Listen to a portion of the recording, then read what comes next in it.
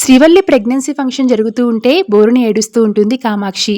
ఏమైంది పెద్దమ్మాయి అని రామరాజు అడిగేసరికి, ఈ ఇంట్లో నా విలువ అప్పడం కంటే తేలిక అయిపోయింది నాన్న అని తలబాదుకుంటూ ఉంటుంది. ఎందుకమ్మా అంతలా బాధపడుతున్నావు అని రామరాజు అంటే, మీకింకా అర్థం కాలేదా, అది దేనికో టెండర్ పెట్టింది అని అంటుంది వేదవతి. అమ్మ అలానే అంటుంది కానీ ఎందుకు ఏడుస్తున్నావో చెప్పమ్మా అని రామరాజు అడిగేసరికి, ఈ ఇంటి కోడల్ని పెద్ద కూతురు దీవిస్తే శుభకరంగా ఉంటుందని తెలిసిన మీకు ఇంటి ఆడపిల్ల సంతోషం కోసం తులమో ఫలమో ఇవ్వాలని తెలియకపోతే ఎట్లా నాన్న అని అసలు విషయం చెప్తుంది కామాక్షి. అనుకున్నాం ఇలాంటి ఫిట్టింగ్ పెడతావని అనుకున్నాం, అదేదో డైరెక్ట్గా అడగొచ్చు కదా, ఈ ఏడుపులు ఎందుకు అని అంటుంది అమూల్య. మీకు ముందే చెప్పాను కదండి ఇది నగల కోసం టెండర్ పెట్టిందని అని అంటుంది వేదవతి.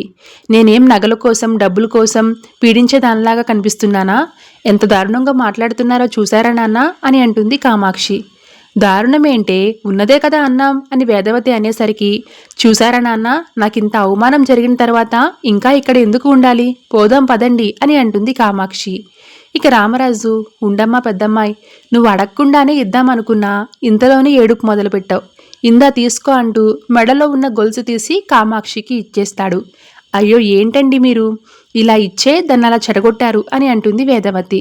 నా పిల్లల సంతోషం కంటే నాకేం ఎక్కువ కాదు అని అంటూ ఉంటాడు రామరాజు.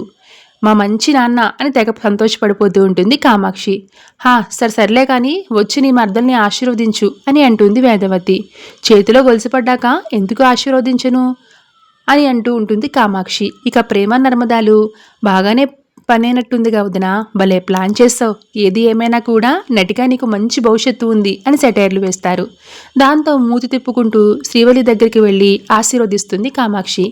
నీకు పాపో బాబో పుడితే నాకు రవ్వల నెక్లెస్ పెట్టాలి అని కామాక్షి అనేసరికి అక్కడ ఉన్న వాళ్ళంతా కూడా పక్కుమని నవ్వుతారు. Thanks for watching.